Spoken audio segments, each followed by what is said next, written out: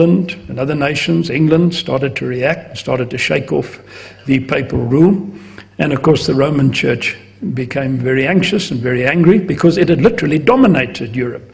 The church, it was like a sort of separate institution from government that had a free hand, and the Pope and his thugs, that's all I can call them, were allowed to go around anywhere, rounding up so-called heretics, murdering people, just putting them away, whatever, just because they stood up against the Roman Catholic Church. Wonderful instruments of torture. Eventually the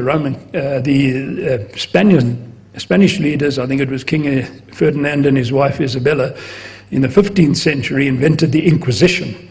The Inquisition was, I don't know, I wouldn't say it was the Gestapo of its day, but it wasn't far from it.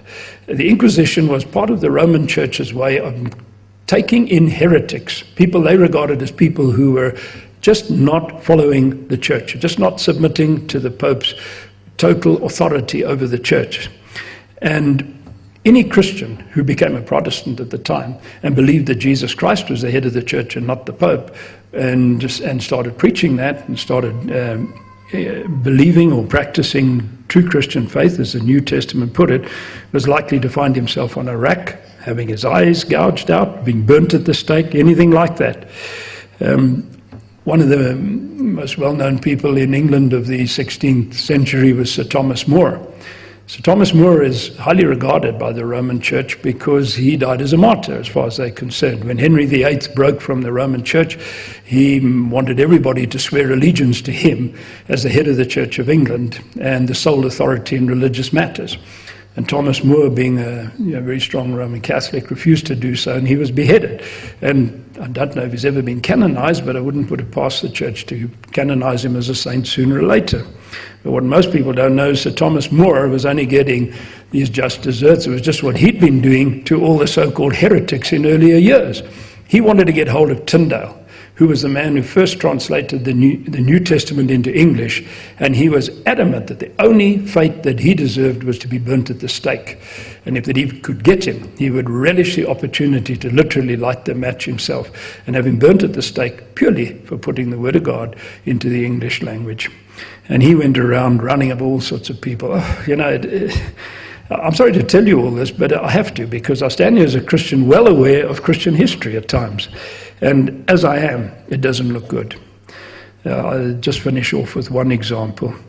Giordano Bruno, don't know if you know him, but he was an Italian who was burnt by the Inquisition after being tortured for, I think, 7 months, simply because he started advocating some of the findings of modern science which everybody believes today. The story of Galileo is nearly as bad. Everybody knows who Galileo is. He wasn't the first person to say that the Earth was actually revolving around the sun rather than the other way around. But Copernicus, who advocated that, only put it in writing when he was at his deathbed because he was scared of the Inquisition. He thought if he says this, they're going to come and say, oh no, the Earth is the center of the universe, it's God's Earth and everything's going around. That's what the church has taught for centuries. So he was almost the first one to really advocate the solar planetary system that we know today, that nobody, I think, doubts anymore. But at the time, Galileo followed him, and he put it into writing plainly. And he was the one who discovered the 4 moons of Jupiter through the early telescopes they had. And he noticed by studying them that they were going around Jupiter, not going around the Earth. And he came to the conclusion, well, that's it. The moon goes around us like those moons go around Jupiter. I mean, this is basic stuff today. Nobody doubts this. But Galileo was threatened. He battled all his life to try and develop his scientific knowledge under this cloud of threat that the church held over him, that he was a heretic, a potential heretic for teaching things that were undermining church authority and church teaching. Eventually he wrote a new book where they felt he'd gone one too far, and they called him up in front of the Inquisition. We don't know what happened. We don't know what he was threatened with, but virtually certain they told him, unless you recant, we're going to burn you at the stake. And he recanted and publicly denied what he'd written before. I can only believe that Galileo was under the most extreme pressure to end up doing something like that. All right, that's a pretty sorry history. But as I'm sure you Muslims know, yours is not much better. This is a human problem. This is not a Muslim problem or a Christian problem. Violence in religion, authoritarianism, religious people sitting at the top, looking good, looking dignified, dressing themselves up with all sorts of dignified holy robes, and behind the scenes just executing murder, bloodshed, vindictiveness, just to make everybody, force them into conformity to the system of a religion. It's not something that is the preserve of any one religion, but every religion's had its fair share of it. Parts of the Muslim world today, and I can tell you this as Muslims, if you lived in some countries of the Muslim world, like Iran, that if you just seriously questioned anything in Islam, you would be putting your life on the line. Ali Dashti is a well-known Iranian who, for many years, wrote books about Islam and others, and he never renounced Islam. He stayed a Muslim, but just because he came out with what were seen to be modern liberalistic views, as soon as Ayatollah Khomeini took over, it wasn't long before he was arrested and never heard of again. His family to this day don't really know what happened to him. They were told things, but he just simply disappeared. And you have that same problem today. What I call the thought police is what the Roman Church had in the Inquisition. And that was people who had the freedom, no government, not the Italian government, not the Spanish government, no government in Catholic Europe could stop these people doing what they were doing. And that was simply to go around beating up, arresting, murdering, killing, whatever, anybody that they thought was a heretic and was not standing by Roman Catholic tradition. And I can tell you that if you went into Saudi Arabia today, they have a thought police of their own there. And they go around Saudi Arabia, they're separate from the normal police, they got a free hand, they do much the same sort of thing. Maybe not to the same degree, I don't know, but I'm just telling you facts. I'm not pointing fingers, I'm sure you can see if I'm pointing them outwardly, I'm pointing them inwardly as well. Well, you can also look and say, as I've heard Christians say, yes, but that's what used to happen. That was before the Protestant Reformation. That was, that's in the Old Testament. That's not what Jesus taught. True Christians would never do such things.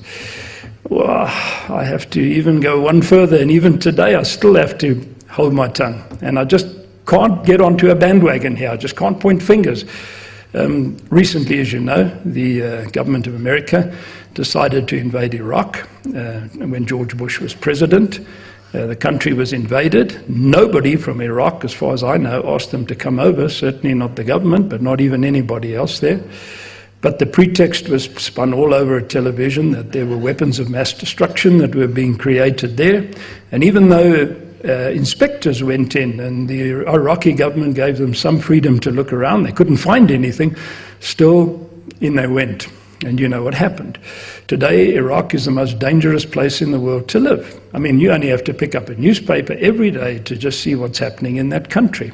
And what has fascinated me, and because I go to America almost every year, I have been for the last 12 years, is just to see just the attitude of America to the Iraq war. Now, believe me, there are a lot of Americans who say, no, we don't like what's happened there, that should never have happened.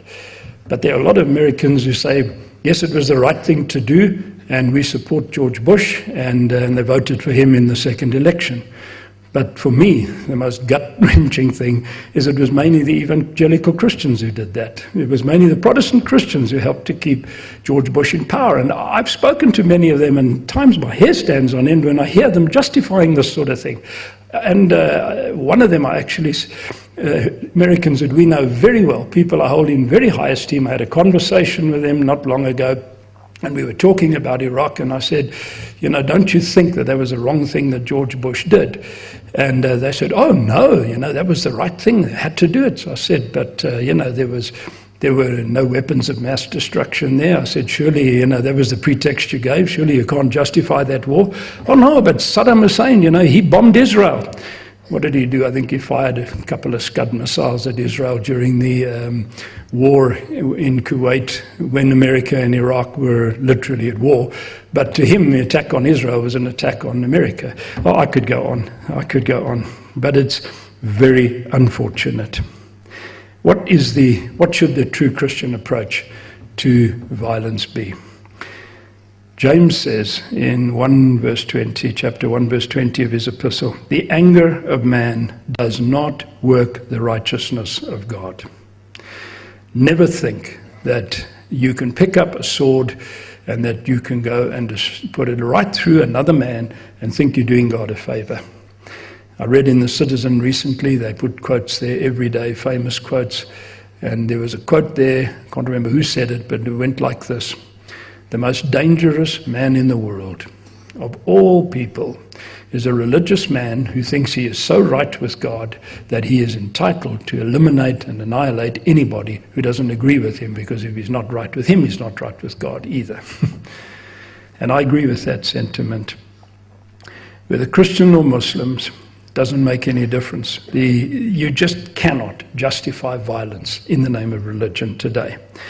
When you look back into history, sure, God sought to protect what he hoped would be a faithful Israel, and he told them to make sure that the nations round about, who, as far as he were concerned, were reprobate. He could have called them up to judgment himself and wiped them out, and nobody could have pointed a finger at him. But he hoped that Israel would be true to him. But what he found was that after the time of David and Solomon, which was the high water mark of Israel's relationship with God, he found that the people of Israel split into two, Israel and Judah. 10 tribes went northward under Jeroboam.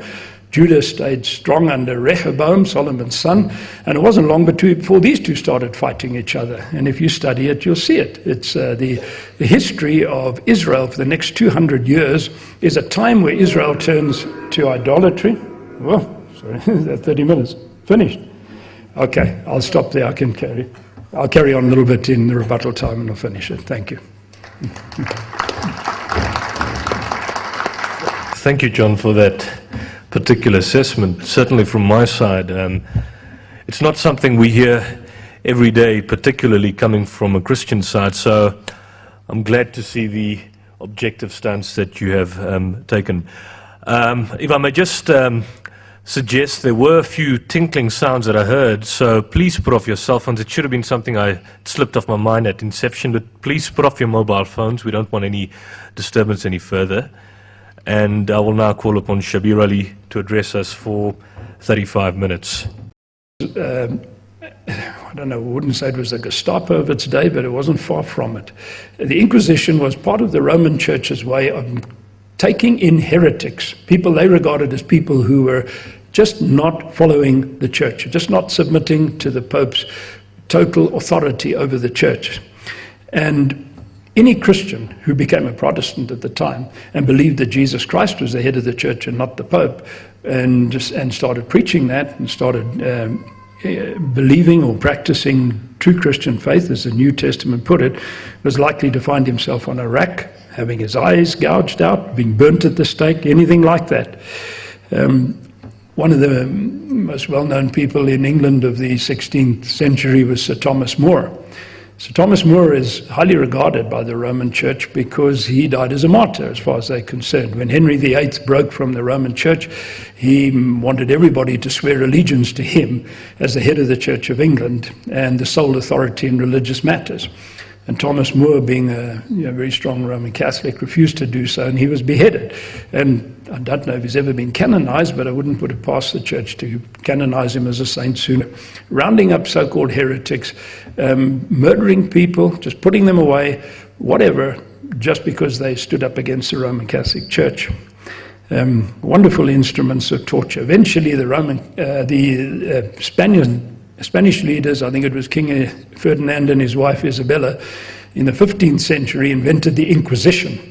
And the Inquisition was Ireland and other nations. England started to react, started to shake off the papal rule. And of course the Roman Church became very anxious and very angry because it had literally dominated Europe.